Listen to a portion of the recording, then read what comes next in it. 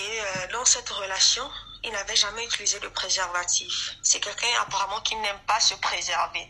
Dieu merci, je suis sortie de cette relation. Je n'ai pas eu de maladie, je n'ai pas eu d'infection. Mais j'ai eu à faire des avortements. Oui, j'ai eu à faire des avortements. J'ai eu à faire les avortements plusieurs fois. Plusieurs fois.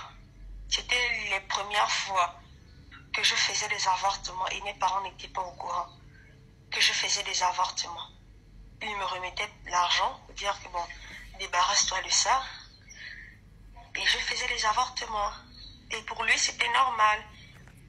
Donc, il exigeait parfois de me coucher en étant indisposée. Et quand je lui disais que mais quand la femme elle est indisposée, elle est censée être impure, pour lui, c'est plutôt le contraire apparemment, quand la femme elle est indisposée. Bref, c'est un faux prophète. Il a escroqué plusieurs personnes. Il a escroqué plusieurs personnes.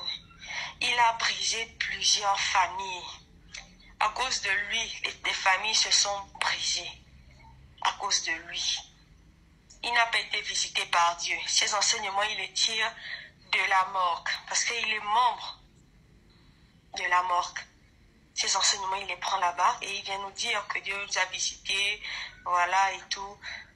Mais c'est un faux prophète. C'est un faux prophète, vu que jusqu'à maintenant, comme je disais dans ma première note, il continue à faire son désordre, il continue à coucher les jeunes filles. Et dans tout ça, monsieur ne se préserve pas. Donc, c'est pour dire aux gens de faire attention aux prophètes. Les faux prophètes existent. Lui, Luc Sylvain Bouman est un faux prophète. C'est un faux prophète. Il se sert de la parole de Dieu pour piéger des personnes. Parce que quand tu vas dans son église avec un problème, peu importe, tu te dis au début que j'ai trouvé la solution. Et au fur et à mesure, tu te rends compte que, mais non, je suis dans quoi et il est trop tard. Quand il a fini de briser, il a fini de te briser.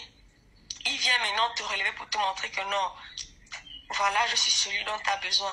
Et tu te donnes entièrement. Et quand tu le fais, il profite à te coucher. Oui, parce que oui, il couche les gens de l'église. Donc, j'espère vraiment que ça va s'arrêter, qu'il pourra arrêter ce désordre-là, parce que c'est la réputation de l'église qui est en jeu. C'est un faux prophète. Son église est située au PK7, en face de la station. C'est en étage. Donc, pour dire aussi aux parents d'être un peu plus regardants. Parce que la plupart, que ce soit les jeunes filles ou les jeunes gens, subissent des choses atroces dans les églises. Subissent vraiment des choses horribles dans les églises. Que ce soit avec des pasteurs, des prophètes, peu importe. Ils subissent des choses atroces dans les églises. Faites attention à vos enfants, faites attention à vous. Les prédateurs sexuels existent. Oui, lui c'est un prédateur sexuel.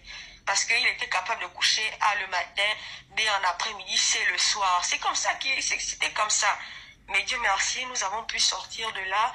Le Seigneur nous a restaurés au fur et à mesure. On s'en remet. Merci.